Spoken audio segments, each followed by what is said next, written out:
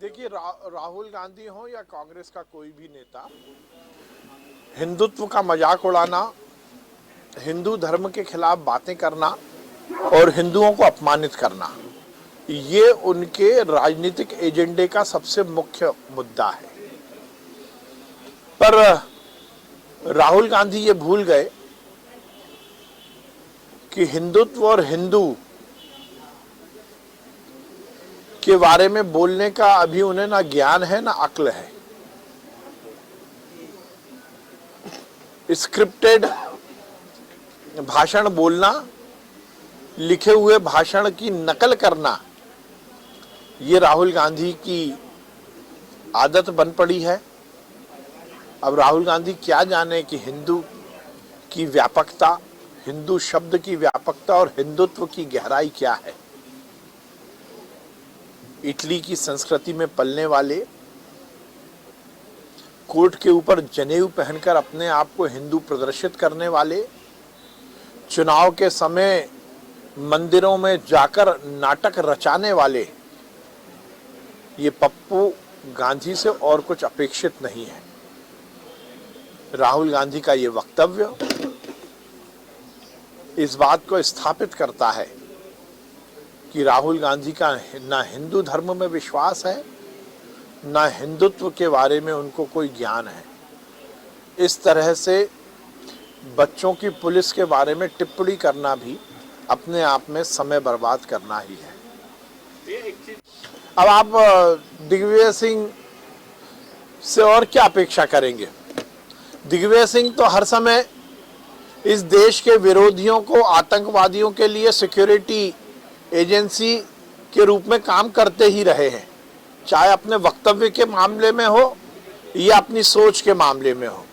जो जो इस देश में विघटन की बात करेगा उसे दिग्विजय सिंह जी संरक्षण देंगे। जो जो इस देश को तोड़ने की और इस देश की आबो हवा को बिगाड़ने की कोशिश करेगा उसे दिग्विजय सिंह जी गले लगाएंगे। आतंकवादी हो या देश को कि एकता अखंडता पर कुठाराघात करने वाला कोई भी व्यक्ति हो, वो दिग्विजय सिंह जी के लिए हीरो होगा। तो दिग्विजय सिंह जी के बारे में कुछ और अपेक्षा करना भी शायद गलत होगा।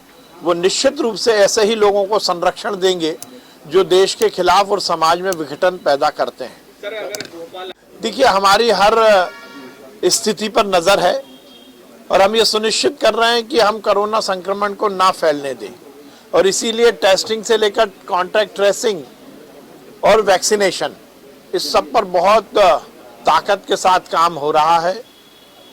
हम लगातार वैक्सीनेशन अभियान तेजी से चला रहे हैं। 16 तारीख को फिर हमारा महा वैक्सीनेशन अभियान है और हम ये सुनिश्चित कर रहे हैं कि हमारी जो टारगेट सेगमेंट है, जो हमारी टारगेट पॉपुलेशन है जिसको वैक्सीन लगनी है, उसके दोनों डोज हम दिसंबर तक पूरे कर लें। हम हर स्थिति पर नज़र रखे हुए हैं। 3 दिन पहले मैं दिल्ली गया था, मैंने केंद्रीय स्वास्थ्य मंत्री जी से मुलाकात की और उन्हें ये निवेदन किया था कि हम मध्य प्रदेश में भी जीनोम सीक्वेंसिंग करना चाहते हैं। और मुझे प्रसन्नता है कि केंद्रीय स्वास्थ्य मंत्री जी ने मध्य प्रदेश के लिए 5 मशीनें उपलब्ध कराने का हमें भरोसा दिलाया है, आश्वासन दिया है और वो प्रक्रिया भी शुरू हो गई। हम भोपाल, इंदौर, रीवा, जबलपुर और ग्वालियर मेडिकल कॉलेज में जीनोम सीक्वेंसिंग की मशीन इसी महीने में हमें उम्मीद है कि हमें मिल जाएगी। उसकी जो सिविल वर्क है वो हमने शुरू करवा दिया है और जिन ह्यूमन रिसोर्स की ट्रेनिंग के लिए हमें व्यवस्था करनी है उसकी भी हमने मैपिंग कर ली है। हम ऐसा विश्वास रखते हैं कि इस महीने में दिसंबर के अंत तक या जनवरी के फर्स्ट वीक तक हमें ये मशीनें उपलब्ध हो जाएंगी और हम भोपाल सहित मध्य प्रदेश के 4 और मेडिकल कॉलेज में जीनोम सीक्वेंसिंग शुरू कर देंगे।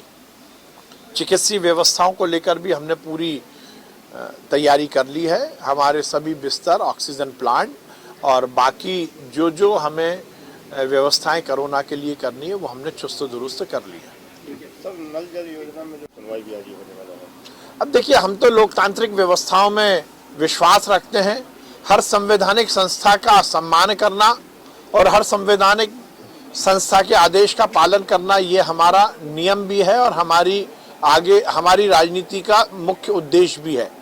लोकतांत्रिक व्यवस्थाओं को मजबूत करने के लिए ज़रूरी है कि पंचायत राज के चुनाव हों।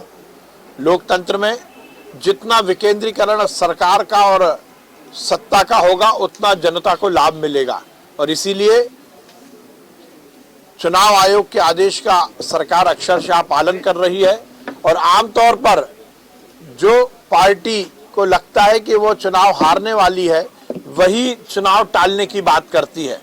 तो ये बात तो सुनिश्चित हो गई कि कांग्रेस को इस बात का पूरा आभास हो चला है कि वो पंचायत चुनाव में बहुत बुरी तरह हारेगी और इसीलिए वो किसी भी तरह चुनाव टालने का प्रयास कर रहे हैं। लगभग 60,000 टेस्ट हुए जिसमें से 19 पॉजिटिव केस आए हैं। अब मध्य प्रदेश में एक्टिव कोरोना पेशेंट की संख्या 161 हो गई है। हमारा वैक्सीनेशन बहुत तेजी से चल रहा है।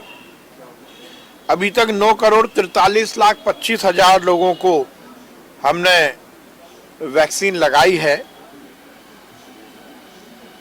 और हम ये सुनिश्चित कर रहे हैं कि हर स्तर पर हम पूरी तरह मुस्तैदी के साथ कोरोना की लड़ाई को लड़े। मेरा सभी नागरिकों से यही अनुरोध है कि हम अपने और अपने परिवार को यदि सुरक्षित रखना चाहते हैं तो हम सुनिश्चित करें कि हम कोरोना प्रोटोकॉल का ध्यान